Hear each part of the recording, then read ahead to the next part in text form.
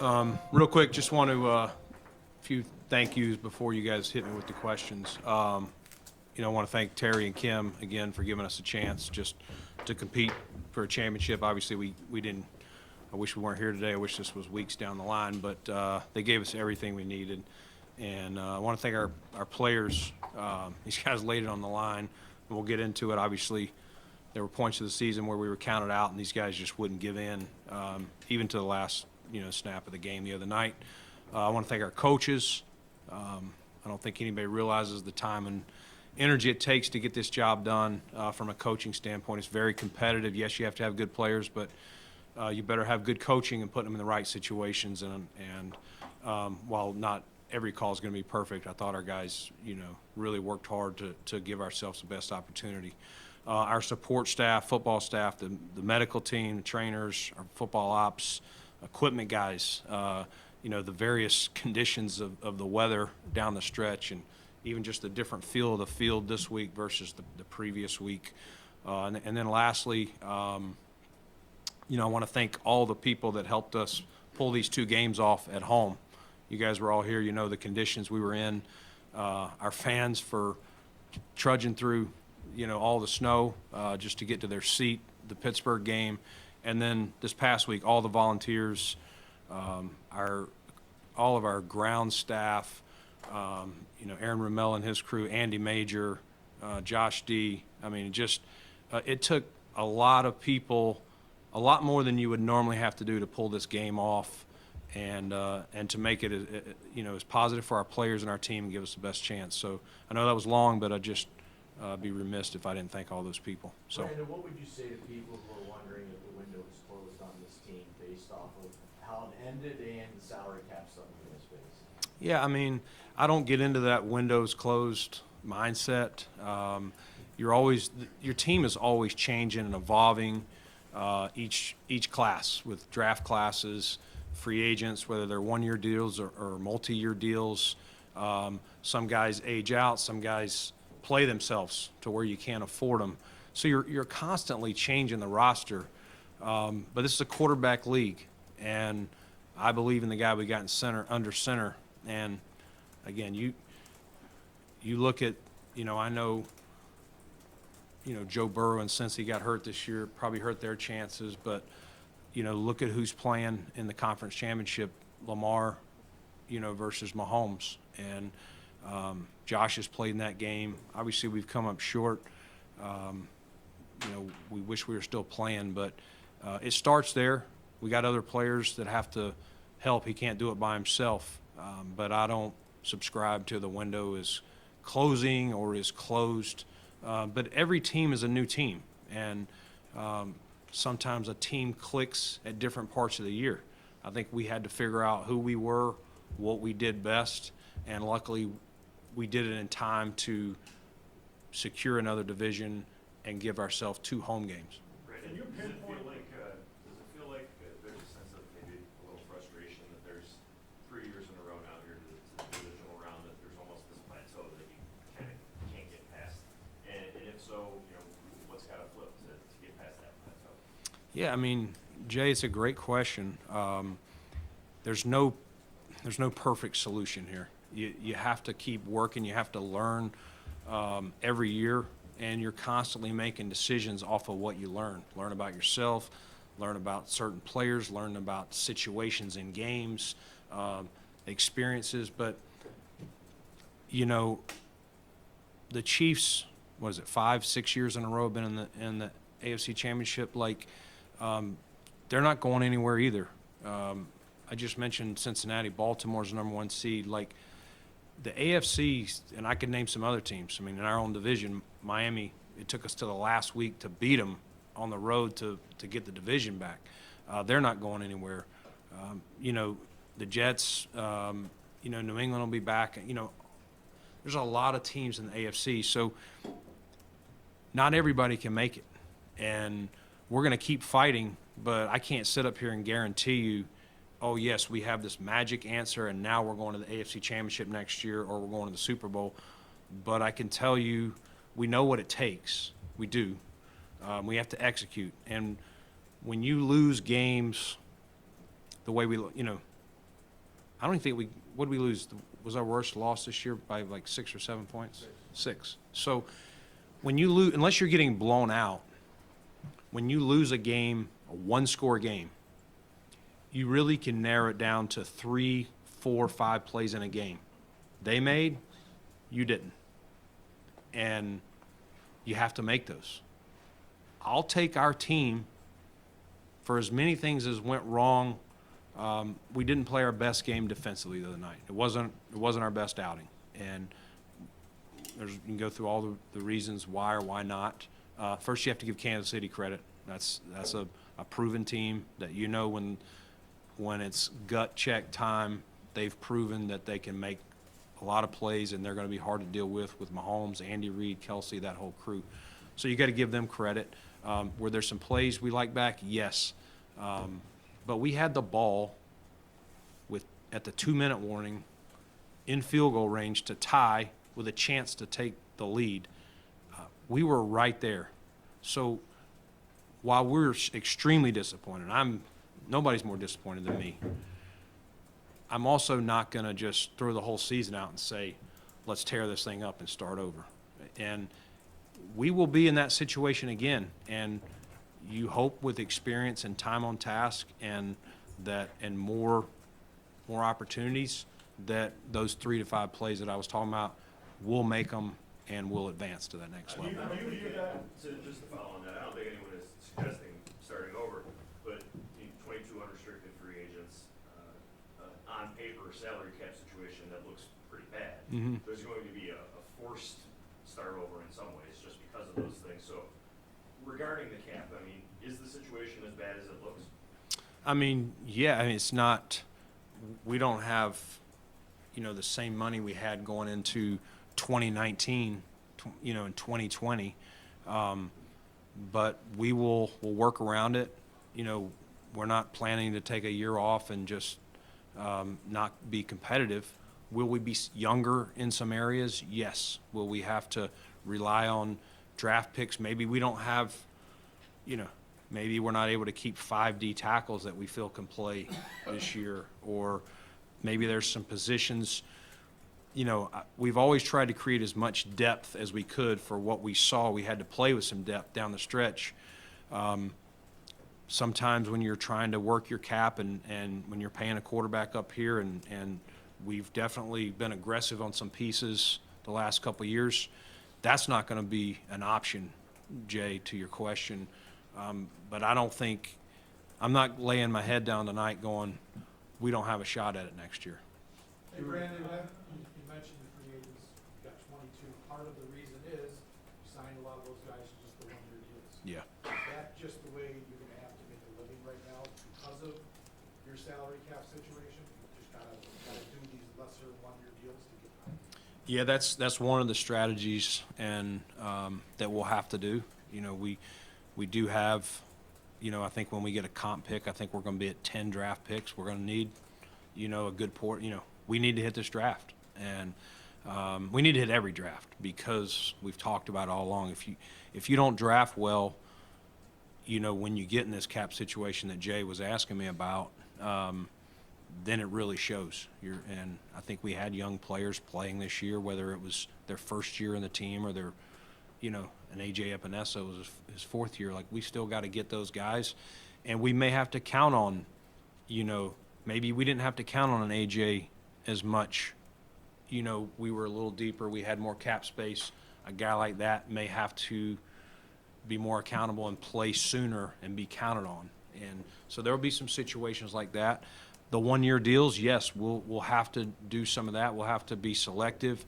I think we will sell the fact that this is, a team that's gotten to where we've got, not all the way where we want, but it's a competitive team. And when it's close, I feel like people, Josh Allen and what we've done here will be an attractive option. If they're not, people are going to chase the money, but if you're not getting up here, I think there will be some options, and that's how we got some of the one-year deals done a year ago. We talked about the defensive line. We talked about the defensive line being a big problem after since he lost last year. I've had that same conversation again this year.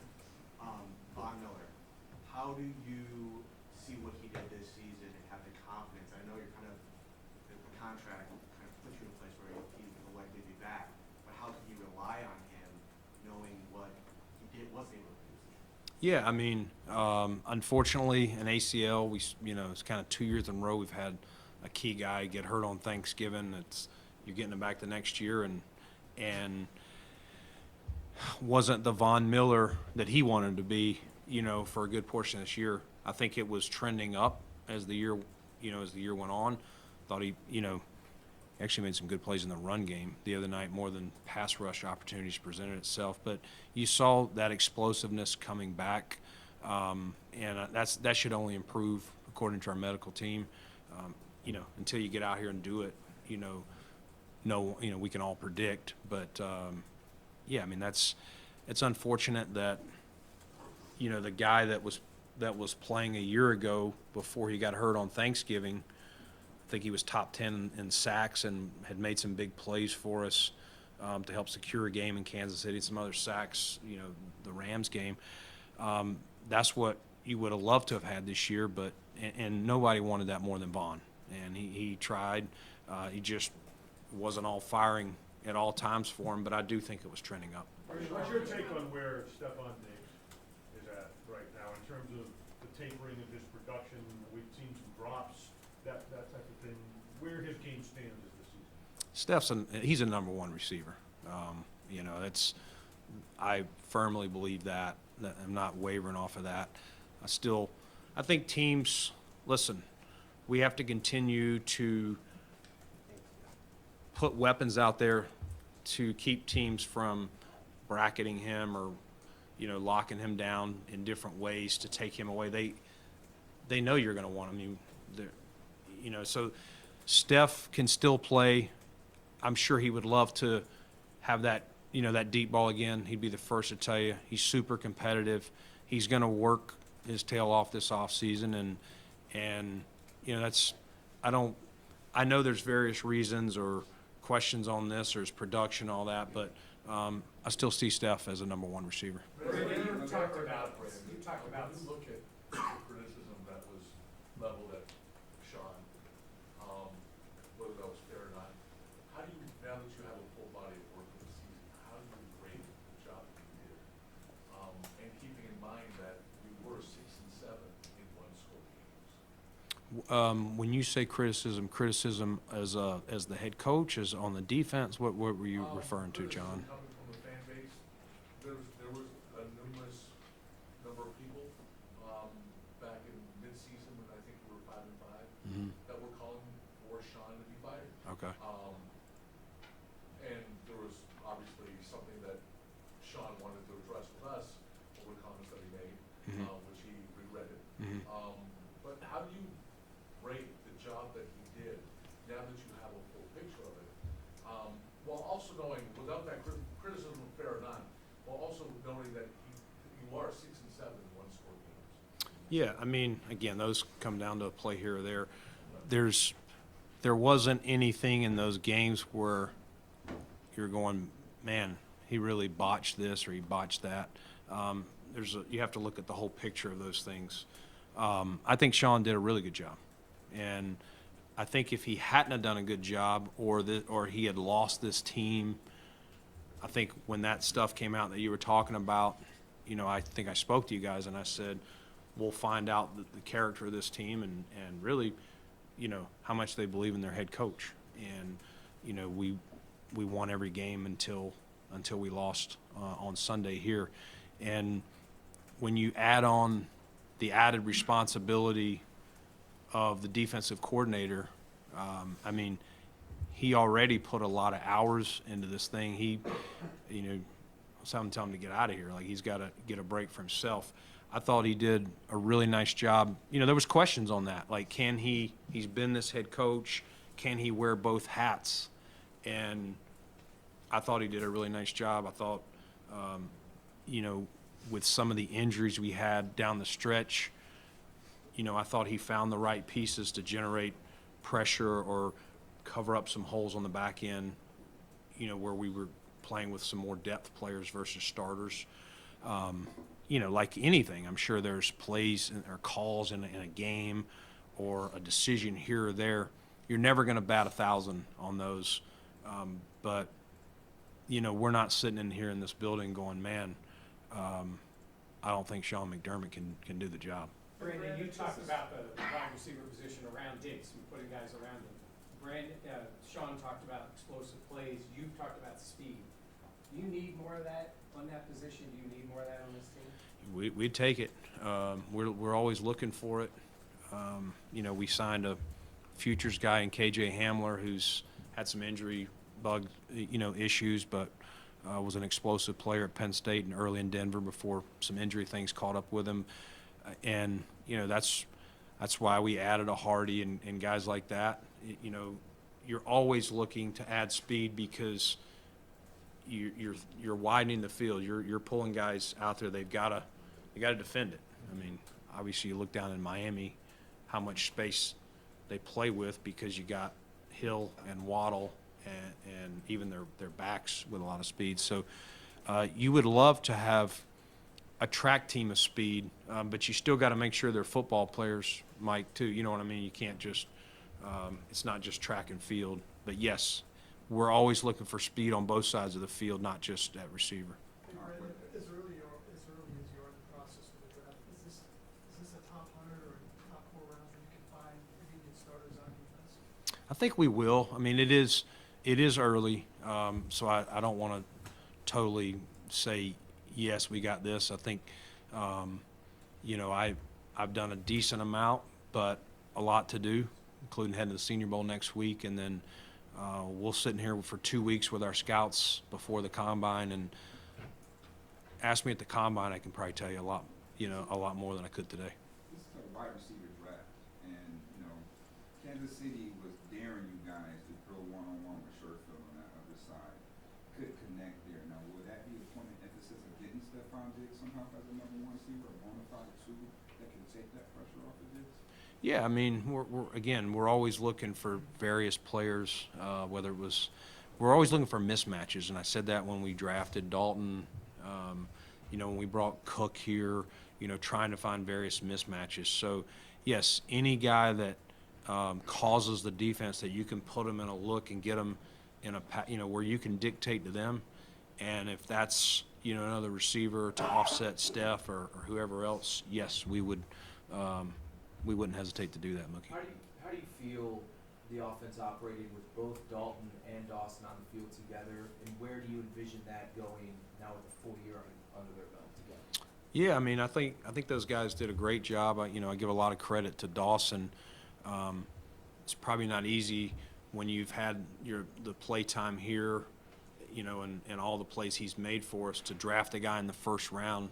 We're all human. Your first thing is probably what does this mean for me? And I commend Dawson. He is such a selfless player. We were talking about earlier. He made a comment to I think it was Rob Boris, like, if you need me to block, I want to help. I can do more, but if you need me to block every play and it's going to get us a Super Bowl, that's what I'm willing to do. And so I want to give him a lot of credit for that. And you saw him.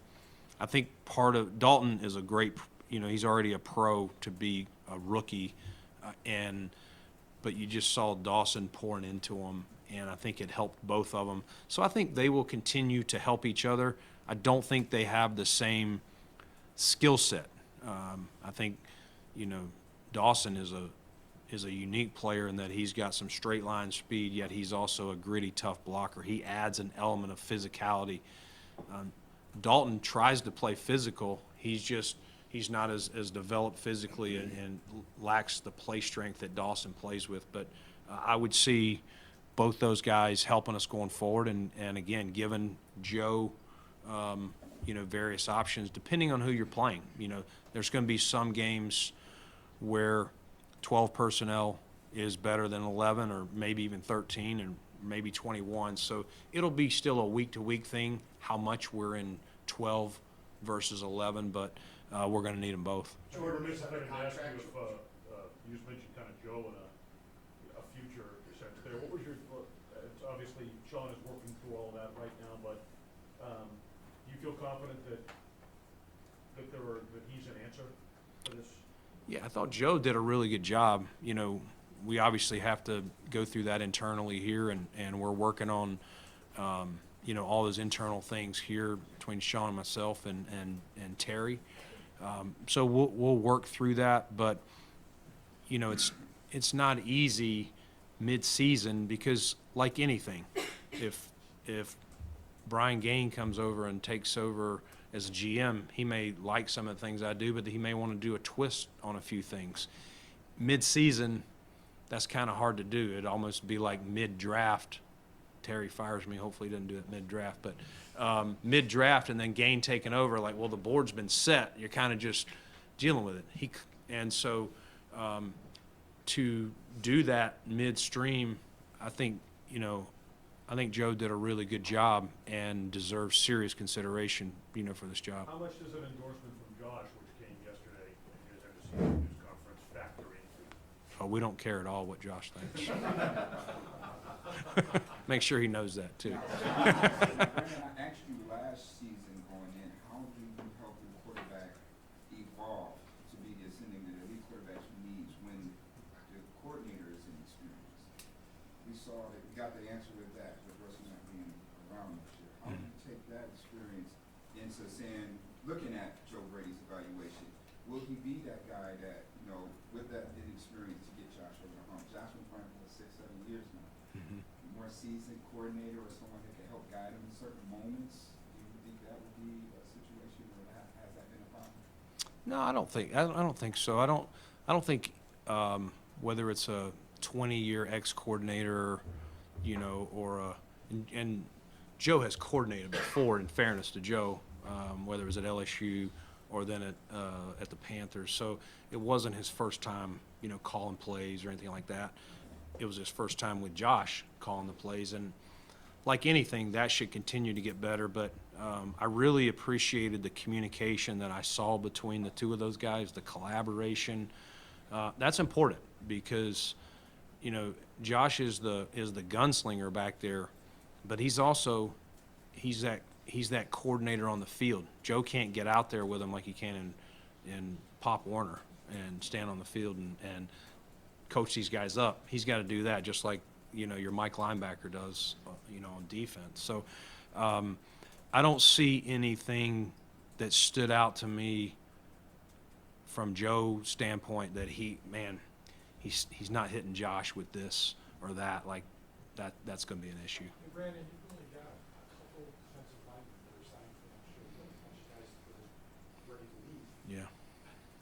How challenging is that? I mean, that's gotta be the most challenging position you're gonna have to look at in the offseason, isn't it? Yeah, it's we definitely have some challenges. We do, and it's important that every dollar we spend, that we spend it wisely, and that it's not on a guy that he didn't pan out. Because, as I said, I don't know that we're going to be able to have some spare. You know what?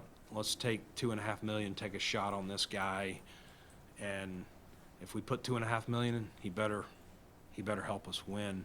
And that's on me, and that's my job to Sean and the coaches and to Terry and Kim. Where's the priority on Daquan while we're on the defensive line? Because when healthy, he was so instrumental in what you did on that defensive line early in the season. Mhm. And how do you kind of project, if you can, or anything you can say about what his market's going to be like as he's going to go into free agency? Yeah, I don't know what his market is going to be like, but we missed Daquan, when he got hurt in London, and I told him as much yesterday. Like, just Daquan is a good player. Let's first and foremost, you guys all know that, a long-time starter in this league. Beyond that, he's a leader, and he's well respected. He makes others around him better, and so. You would want a Daquan Jones around, and, we would love to get him back. It's got to be fair for him and fair for us. He's reached free agency. I'll say that about anybody else you bring up. He's earned the right to test his market and see what it looks like. And, but yeah, we'd be a fool not to entertain bringing him back. Brandon, you talk about spending money wisely. Do you feel like you were able to do that this past offseason, bringing in a number of free agents? Do you feel like you got a good enough return on that crop of new players this year? You know, that's like evaluating myself, so I don't, I'll let you guys decide that. I mean, I appreciate what the guys did, the guys we brought in. I thought, those guys all balled in and for the most part was pleased with them, to go through everyone and where they ranked and how they did. I don't know if that's fair, but, we'll need where we have to fill holes that we can't do in the draft. We'll need to hit those, whether it's, to Sal's question earlier, a one-year deal or, whatever the situation is. Fair to say, I think, are the projections fair that you're about 43.5 over? Well, what's the cap? Right. Fair, okay, fair enough. Not knowing what the cap might be. Yeah. But when you look at, as much as you've already restructured contracts and you hate doing that, you begin with for kicking the tail down the road. Mm-hmm. How much money you still have to do that this year, knowing what lies ahead? Yeah, we'll still have to do that. I mean, I just think we're in that ever since the COVID year where the cap went backwards by 16 million. I don't know that that'll ever be recovered. The cap was at 224 or whatever it was this year. It should have been at 240 at least, maybe 250. Instead of going backwards 16, it should have gone up 6-7%. You guys can figure the math out, but that started this whole trend around the league, and especially with us, it jostled our planning. And I don't see us getting out of that anytime soon, when you're paying a quarterback where you're paying them, and we've already had to do that just to be competitive these last few years. So I don't love it, you're right, but we want to be competitive, and so we'll do what we have to do. Brandon, you mentioned getting younger at some positions. Jordan's got 1 year left of his deal. Micah, his deal is up. He told us yesterday he's going to take some time with the family. How do you see those two guys in that position evolving?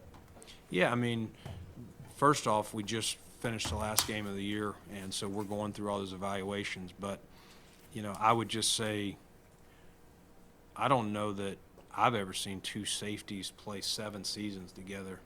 And I know Micah's year got cut short last year a little bit, but I'm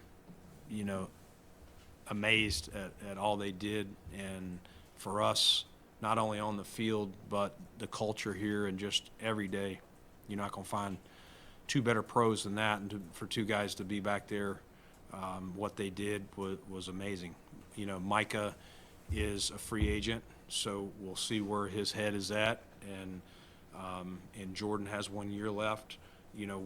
We haven't gotten down the road as far as what we're going to do, and from that standpoint, I would just say, if Micah retired or we couldn't afford to sign him if he played or something like that, you would definitely miss that. There's not somebody just going to walk in the door and be Micah Hyde or Jordan Poyer or whoever.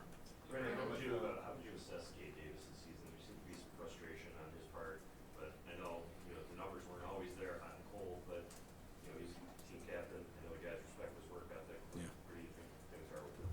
Yeah, I mean, I'll start with, I think I said this after his second year, but Gabe is just a relentless worker, almost too much.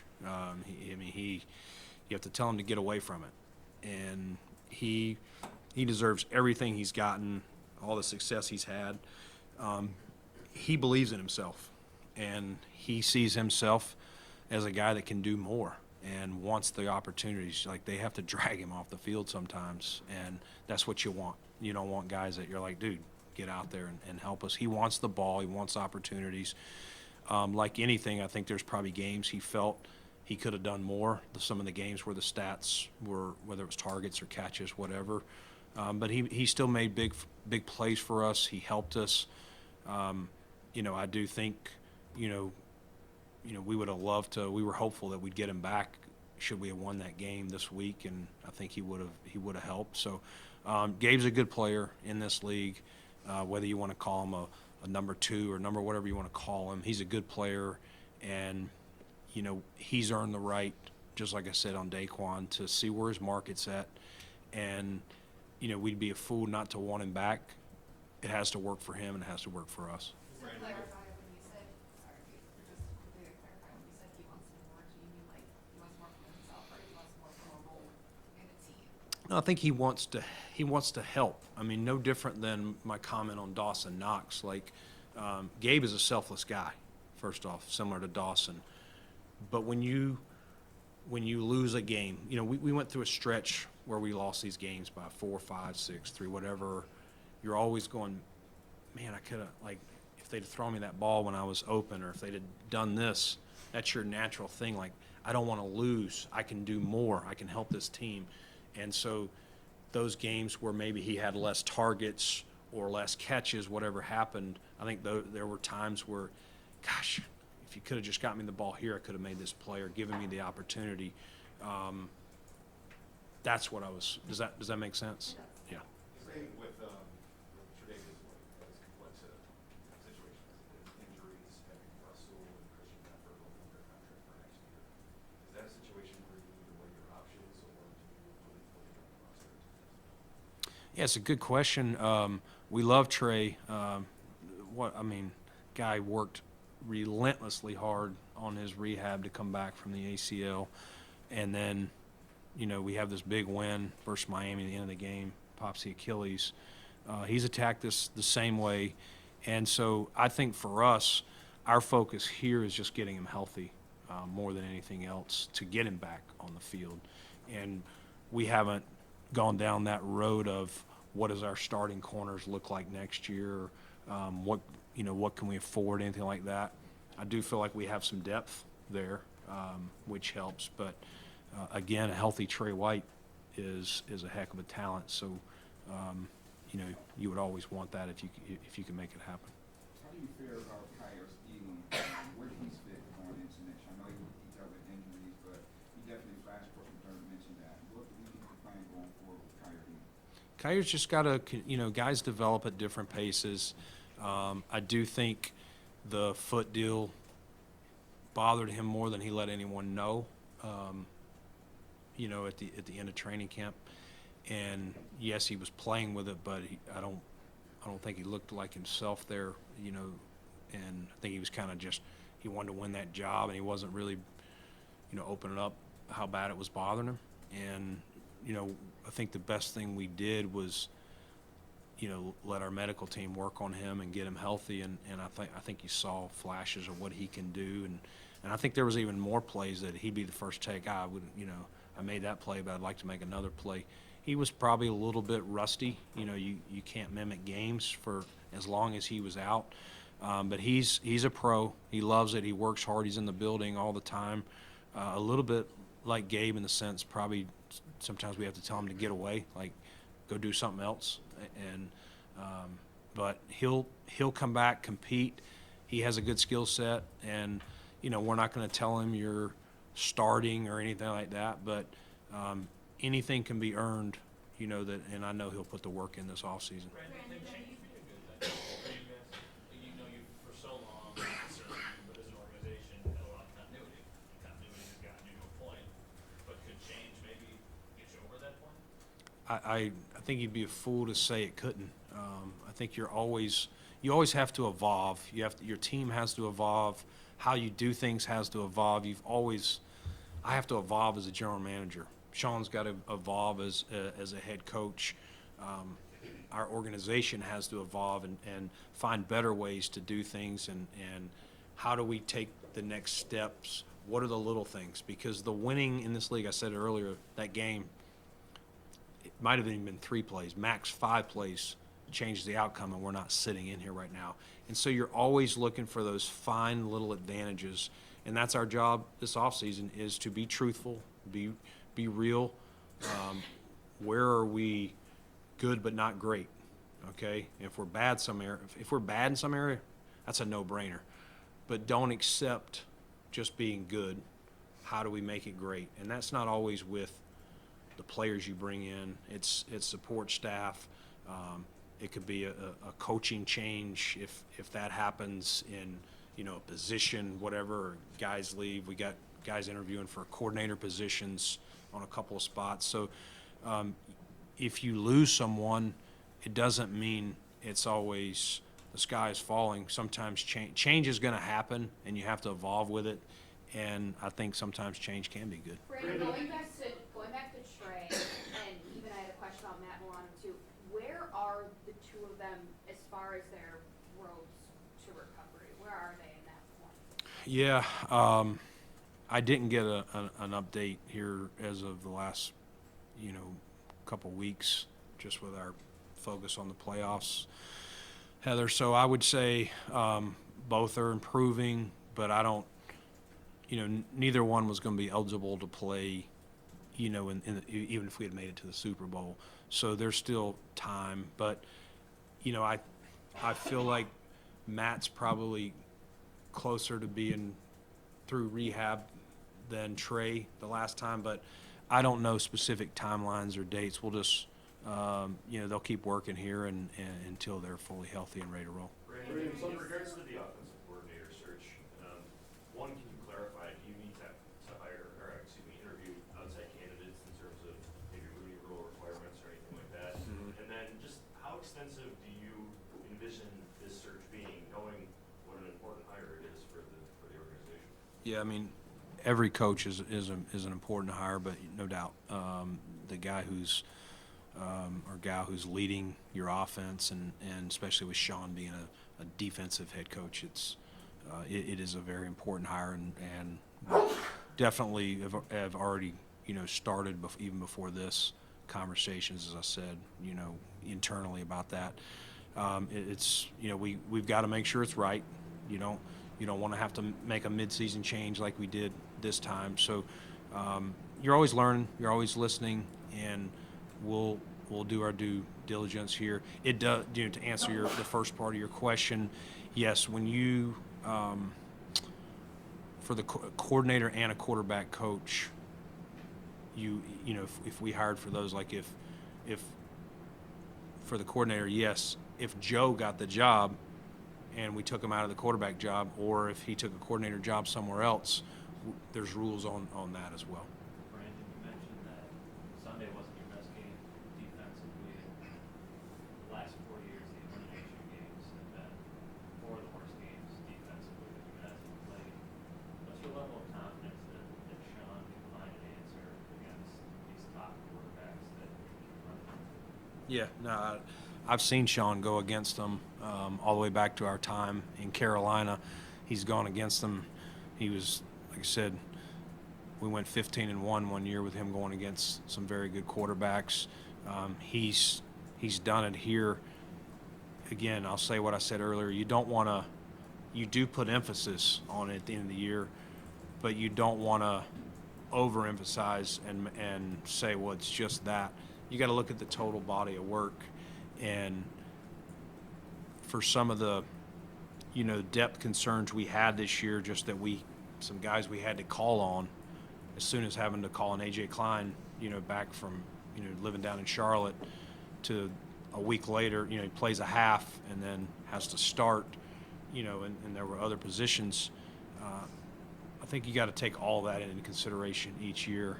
I know last year, the Cincinnati game, we weren't at full strength on our D-line. They didn't play as well that game. This year they were, but it was some other spots. I've seen Sean coach defense for 11, 12 years now, and he knows what he's doing. And to me, there'd be no reason to make a change. You know, I covered some of this. How do you assess this team this year, and where do you feel that it needs to get better? How can I assess this team? This team, as I told him yesterday in our exit, was resilient. And the middle of the season, we hit a lull for various reasons. We weren't playing complementary football. But once we figured that out, this team became dangerous. And there was nobody that we felt we can't beat. Like, we're going to have 4 turnovers to win this game or anything like that. But when you get into the playoffs, you have to be playing your best. And if you are not at your best for one game, this is not a, NBA or Major League Baseball where it's a series. It's do or die, and the AFC is loaded. It's not going anywhere, and it will be a hard road again next year to get to where we got. And I don't want to lose sight of that and take it for granted. You're starting over. We'll see them back in the divisional round of the playoffs. So it took everything we had to get into the playoffs to the last week and win the division, and it's going to be even harder next year. Again, you play the first place teams. You've won whatever 3-4 divisions in a row. Like, people know who the Buffalo Bills are, and we're going to get their best. Just like, I think that's part of why the Chiefs were 11-6 this year. They've had all this success more than we've had, and so they get people's best, and you got to be ready for it. Brandon, was your most surprising player of the year, the way he decided he could roll that job like the way he did? Yeah, give a lot of credit to Terrell. I'd have to really sit here and think, but he was a guy that, going back to the draft, you just felt maybe isn't going to be a tester, to Mike's point earlier about speed and all that. I'm not saying he's slow. I'm just saying sometimes you have testers that are good in track, but they're not good football players. This guy is a football player first, and his instincts help him overcome, if he's not as big or as fast as some other people. And the thing that don't truly know until they're in that position that I want to give him a lot of credit for, it's hard for a first-year guy, and he's a second-year player, but first-year starter, to go in there into that huddle. I said earlier he's the quarterback of the defense. It's hard to go in there and look at Von Miller or Micah Hyde or Jordan Poyer and say, this is what we're doing, this is how you lead that group. And you saw him transform into that role, and guys fed off of him. They wanted it. They encouraged him to do that.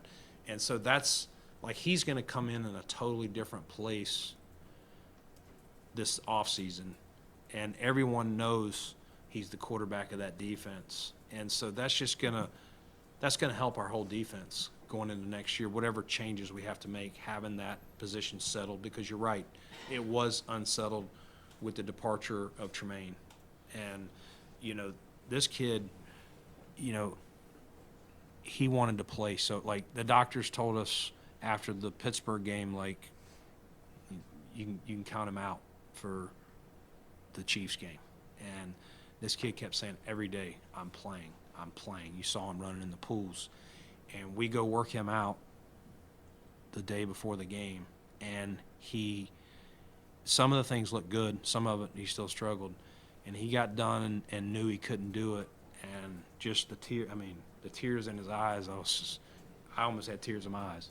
And that's what gets you excited. And you got guys like him on your team, you're going to go a long way. And I had high respect for him, but this is a business, and sometimes guys make business decisions, and you understand and respect it. This guy was going to go out there and play on one leg and one foot if he had to, and we had to protect him from himself. As far as surprises go, how about Khalil here this season? Kind of a training camp maybe on the roster bubble from a lot of people's perspective, and then at the end of the season, really taking the bull by the horns as your number 2 receiver. Yeah, I don't know where the roster bubble part came from. That didn't come internally. It was never on that internally.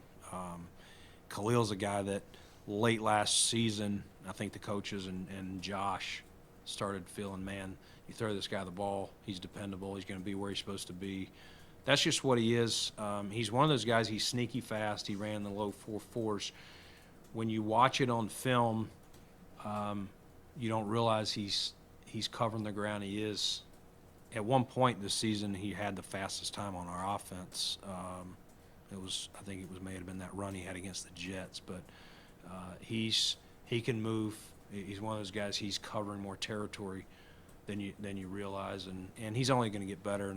And some of the plays he made the other night, there were some guys that were trying to will this team, and I'm not going to go through them all, to victory, even though we were depleted in some other areas.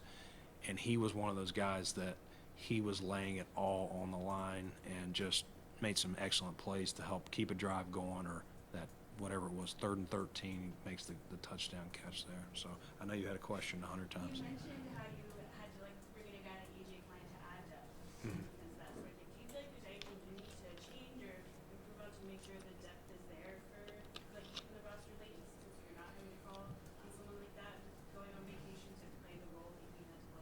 Are you saying I did a bad job, I'm Elena? asking if you feel like there's anything you need to, Yeah. to be learning. Well, you try and I always know that you're going to have injuries. Okay, like I said, we took 5 D tackles into the year. There's some positions that we wanted more depth at, and linebacker was probably one of those we started because we wanted so much D-line depth. We also knew Vaughn was coming back, that we probably went lighter, let's just say. And, sometimes that happens where you're lighter, you get injured quicker. And I don't know if that was coincidence or what. We just, it was what it was. I mean, once you lose a Matt Milano for the season, everyone's, their asks start ramping up. And so the probability suggests that. And, TB, first time as a starter, did a great job all year. He gets banged up. Dotson played a bunch of games. Spector had some soft tissue stuff. But, we're always going to try to have the depth as deep as we can. Again, we got to be able to fit it within, the cap constraints, whether it's draft picks or signings. Brandon, can you take us through your conversations with Sean as far as what will happen with the defensive coordinator play caller position? He said, obviously, we're not getting staff stuff yet, but from your perspective, kind of how does that take place? Is it, hey, whatever Sean feels is best? Is it your input? Kind of how does that all work? Yeah, I mean, just like when we made the decision last year after Leslie decided to take a year off, we talked about it internally, heard Sean out, like these are my options, this is how I see it. But he felt strongly, and when he kind of presented that to Terry and I, we both were in lockstep. If we weren't, we're gonna listen to him, and ultimately Sean, I think Terry and myself would both, if he feels strongly about something, we'll give him input, yay or nay. But I think we would ultimately, if he feels he needs to put someone else to call the plays, we would do that. If he is like, man, yes, I can do this, I want to do it again, then we would go that, because there was nothing that left me saying he couldn't wear both hats. Can you confirm on Leslie, is he no longer under contract?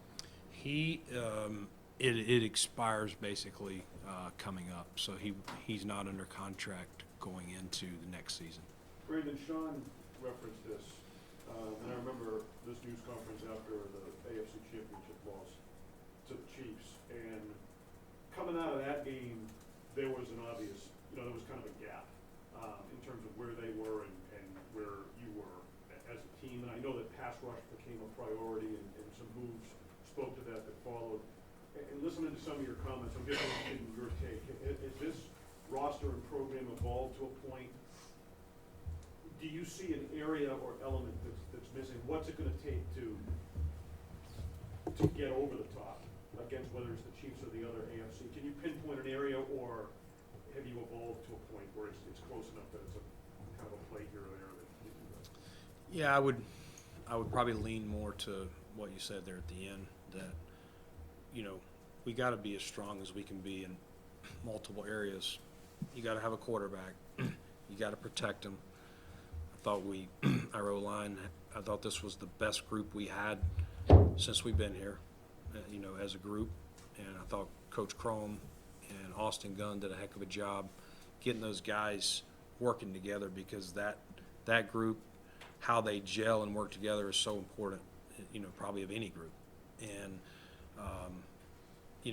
and then you want to be stout on defensive side. You don't want people running on you. The other night, we did allow them to run and to pass, and that's tough when that's happening. They're dictating to you. I would say for most all the games that didn't happen. We gave up some chunk runs or here or there, but we weren't getting just like, man, they're getting 5, 7, 6 a carry and all that stuff. So nothing's going to change from a standpoint of we still have to be good up front. I just firmly believe nothing has convinced me different, and then we'll fill in around that to help us give us the best team we can. But at the end, you kind of answered the way I would have answered at the end. You have to, your best players have to make the plays in the biggest moments of those games. Your best players have to play well when you're playing for a chance to go to the AFC Championship or a chance to get in the playoffs, all that. And we had a lot of players that played well, but it's a play here, a play there is the difference in losing by 3 points or us still playing this week. And Brandon, with the linebacker breaking down the way that it did the playoffs there, what held you guys back from not giving Dorian more confidence? Yeah, I mean, I think let's go back to, and this is how I would answer it. This might not be how Sean would answer it, but a year ago we played at the Jets and Matt Milano was hurt and Terrell Bernard played the will spot for him, and he played a little bit like a rookie. And I talked to Terrell this offseason in OTAs or sometime in May or June, and I was like, how do you feel now? And he was like, I feel unbelievably different than I did back even in the season, much less when he got here the prior year. Just an NFL defense, the volume of it, all the intricacies of what we try and do. And Dorian is a fast, explosive player. You want to make sure if he's thinking or is still learning nuances of the defense, and you got to remember, maybe we did him a disservice, maybe we didn't, but we did give him a lot of reps at middle linebacker this offseason when he got here, just trying to give everybody opportunities to see what our best fits were there. And then we finally decided at some point in August, you know what, let's just leave him here. Let's cut half of that out. And so I think when he comes back next year, he's just using Terrell as a test case there. He's going to be a lot more knowledgeable, a lot more comfortable. The game is going to slow down for him. And so he is a fast, explosive player. I think Sean and Bobby Babbage decided that the best thing was to give him certain assignments in games, certain packages, and that way he can play to his strengths. And because if you're not diagnosing it as quick because you're still figuring it out, I mean, the defense he played in at Tulane versus the defense here is this thick to this thick. Brandon, just a few minutes ago, just for clarification, your question to that, you said there was no reason to make a change with what you've seen from Sean. Does that make a change as in a new coach, or does that make a change to the structure of him calling the plays? No, the structure of him calling the plays or how we are set up on defense. Right. Yeah. And just as a broader note, like just because you came in after Sean, Mm-hmm. 6 playoffs in 7 years, and there's been successful accomplishments. If there were to be a time where a change was needed, what would that look like just because of the structure? Mm-hmm. Well, we both report to Terry separately, and so that would ultimately be Terry and his call, whether he thought I was doing a good job or not a good enough job, and that goes for Sean. And how do you evaluate the head coach in your role? Well, if Terry asked me any questions, we would talk about it, or we talk about everything. And there are times that, all three of us are sitting down and evaluating what's going well with a player's skill set, how this side of the ball's doing, how a particular coach is doing, any of those things. So we're constantly having conversations, but ultimately the setup here is that I report to Terry and Sean reports to Terry. The three of us work together and collaborate, on the major decisions that we have to be, that have to be made. How do you evaluate Josh's season? Josh, oh man, I think Josh really. I'm going to start at the end here, Maddie, for you, but I thought down the stretch played some really, really strong football for us, and was a big reason that we went on the run we did to win the division, and have a couple home playoff games. I think earlier in the year, probably some turnovers that he would be the first to tell you he would want to, lessen some of those. But, his work habits just continue to, like, he wants it. Like, he's learned the game. He's super competitive. He's looking for that inch to help us beat the Chiefs, beat the Bengals, beat the whoever, we got to, beat the Dolphins to secure the division. Overall, I thought very good. I thought he made some big plays with his legs, especially down the stretch. And, we, as long as he's smart about that, we don't want to take that away from him. It kind of gets him going. I would, if you were going to say anything negative, I would just say early in the season, probably some turnovers that he knows that we'd like to get corrected. But overall, he played his heart out the other night, and he was trying to will this team himself. I mentioned a couple others, but he was refusing to lose, and I think he, even after the game, talking to him, I don't think he had rationalized that we lost the game, and he was just like, "This, we were right there. Tell me we didn't lose this game." Brandon, can you give us an update on both Damian Harris and Naeem Hines? Damian, we'll start with him. He just felt after the neck deal he had, concussion, that it was best to shut him down, and so he's close to being ready to return. I think he'll be healthy for free agency, this offseason, whether he signed back here or signed somewhere else. Naeem is still, he had that surgery early August, so he's still working on his rehab, and I don't have like a timeline to say he's going to be cleared, but I would see him being cleared by training camp. I'm not a doctor, and I haven't gotten that clarity, but just knowing when he did it, I don't know what his participation would be like in OTAs yet. But you would see him as part of the team going forward? Yes. Okay. I'm sure Sunday didn't go the way Ed all wanted it to go, but after he signed his new contract, he said he was gonna outplay it. I'm sure that's something that you like to hear. What did you take from this past season from Ed? Yeah, I would say Ed has just continued to mature, and I truly thought a year ago he had the best training camp of any player at St. John Fisher and back here, and that ankle at the Rams, I think it set him back. And I know when I talked to him, but even before we signed him, but last offseason when I talked to him, he said even the season was over, he was still having to do stuff with his ankle. He likes to be outside, carrying hay bales and everything else thing he's doing, but it was still bothering him, he said, until late February when he finally stopped feeling it when he did anything physical. So, yes, he played through it, but I do think it bothered him. I thought this year he came back with a purpose. He's a competitive dude anyway, much less the naysayers. And, I hope you guys doubt him again. I'd like for you to say he's overpaid or whatever. If you could write some of those articles again, that he doesn't need that, but I needled him about it for sure. Brandon, are you still in a place where you're comfortable with Von Miller's legal situation? Where do you think everybody's thoughts? We don't have any more information. It's kind of everything that we got at the time is status quo.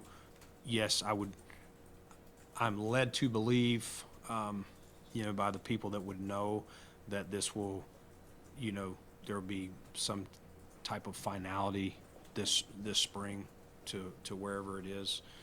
I don't have like a recent update or anything like that, but nothing has changed from that standpoint to make us think any different of what we believe occurred.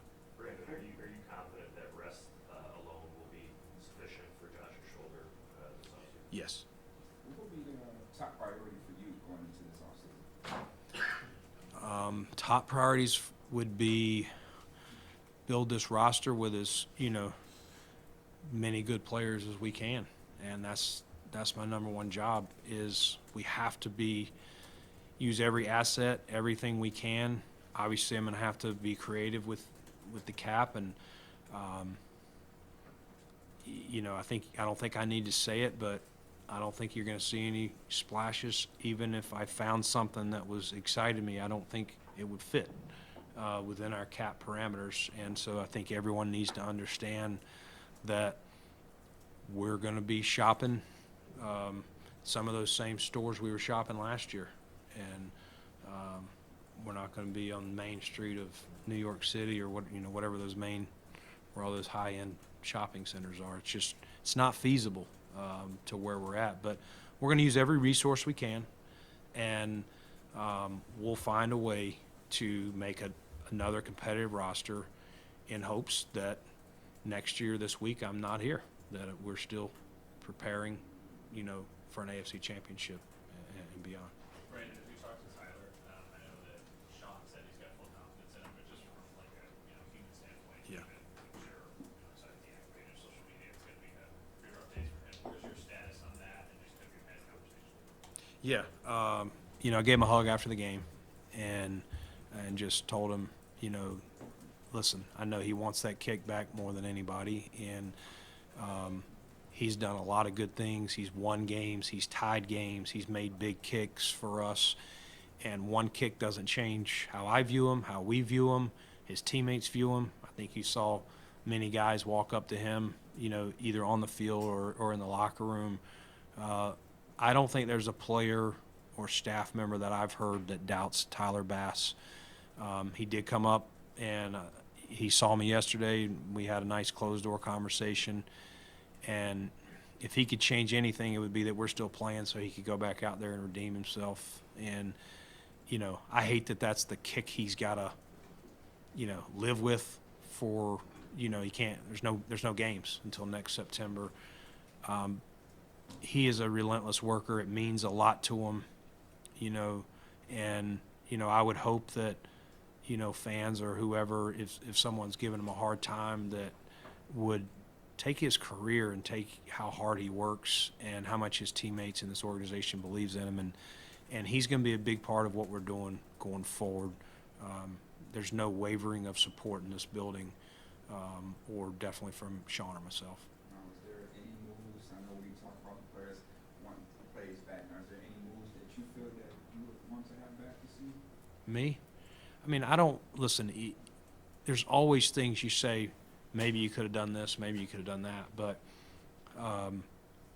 I would be singling out a player or players if I said I shouldn't have drafted this guy or I shouldn't have signed this guy. You're always learning, and I'm going to try to be better next offseason than I was this offseason, and that's probably the best I can explain it. Thank you.